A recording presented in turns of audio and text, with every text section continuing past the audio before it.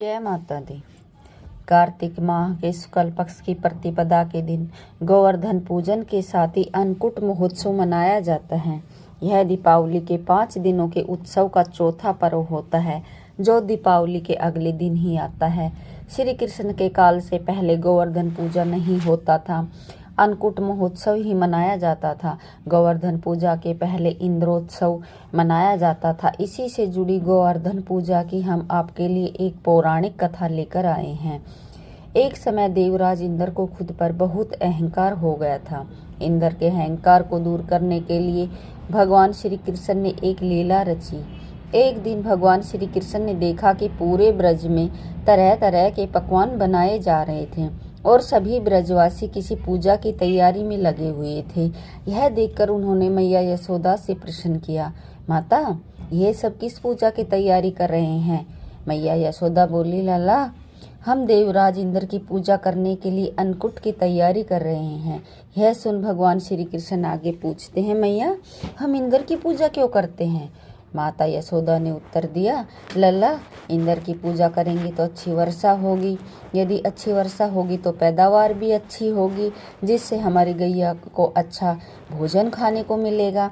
यह सुन भगवान श्री कृष्ण ने इंद्र की निंदा करते हुए कहा, लेकिन मैया, हमें तो ऐसे देवताओं की पूजा करनी चाहिए जो स्वयं प्रत्यक्ष आकर पूजन सामग्री स्वीकार करे।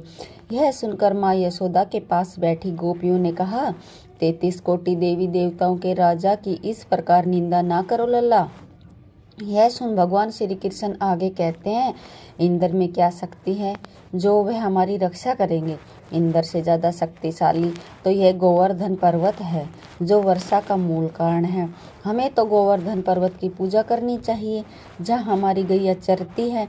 इंद्रदेव तो कभी दर्शन भी नहीं देते, और यदि उनकी पूजा ना करे तो वह क्रोधित हो जाते हैं। ऐसे अहंकारी की पूजा कदाचित नहीं करनी चाहिए।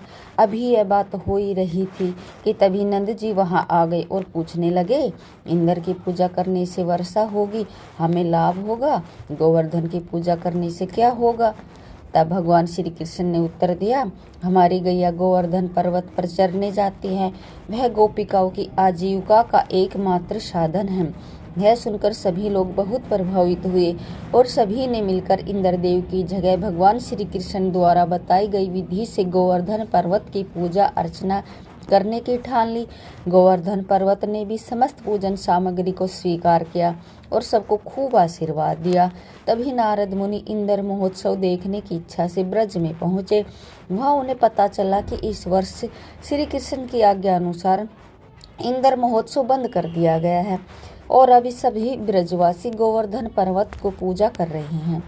यह सुनते ही नारद मुनि उल्टे पांव इंद्र के दरबार में पहुंचे और बोले, हे देवराज, आप अपने महल में सुख की नींद ले रहे हैं। उधर सभी ब्रजवासियों ने आपकी पूजा समाप्त करके गोवर्धन पर्वत की पूजा करनी प्रारंभ कर दी है। यह सुनते ही देवराज इंद्र को क्रोध आ गया। उन्होंने इसे अपना अपमान समझा और जोरों की वर्षा शुरू कर दी। भयभीत होकर सभी ब्रजवासी भगवान श्री कृष्ण की शरण में गए। तब भगवान श्री कृष्ण ने सभी को गोवर्धन पर्वत की शरण में जाने को कहा। सभी ब्रजवासी अपनी गैया और बछड़ों के साथ गोवर्धन की तराई में पहुंच गए। वहां भगवान श्री कृष्ण ने गोवर्धन पर्वत को अपनी कनिष्ठ उंगली पर उठा लिया। यह देख इंद्र को क्रोध आया और उन्होंने मूसलाधार वर्षा शुरू कर दी। भगवान श्री कृष्ण ने सुदर्शन चक्र को आदेश दिया कि वह पर्वत के ऊपर जाकर वर्षा की गति को नियंत्रित करे और शेषनाग से कहा कि वह पानी को पर्वत की ओर आने से रोके। इंद्र लगातार 7 दिनों तक मूसलाधार वर्षा करते रहे और सभी ब्रजवासी गोवर्धन पर्वत की छाया में सुखपूर्वक रहते रहे। यह सब देख इंद्र को शक हुआ कि उनका मुकाबला करने वाला कोई साधारण मनुष्य नहीं हो सकता। तभी ब्रह्मा जी वहां प्रकट हुए और देवराज इंद्र से बोले, हे इंद्रदेव, आप जिस बालक को परास्त करने की कोशिश कर रहे हैं वो कोई साधारण बालक नहीं, स्वयं भगवान श्री हरि का अंश है और पूर्ण पुरुषोत्तम नारायण है। यह सुनकर देवराज इंद्र ने भगवान श्री कृष्ण से अपनी भूल की क्षमा मांगी। इसके बाद भगवान श्री कृष्ण ने 7वें दिन गोवर्धन पर्वत को नीचे रखा और हर वर्ष गोवर्धन पूजा करके अन्नकूट उत्सव मनाने की आज्ञा दी। तभी से यह उत्सव अन्नकूट के नाम से जाना जाने लगा।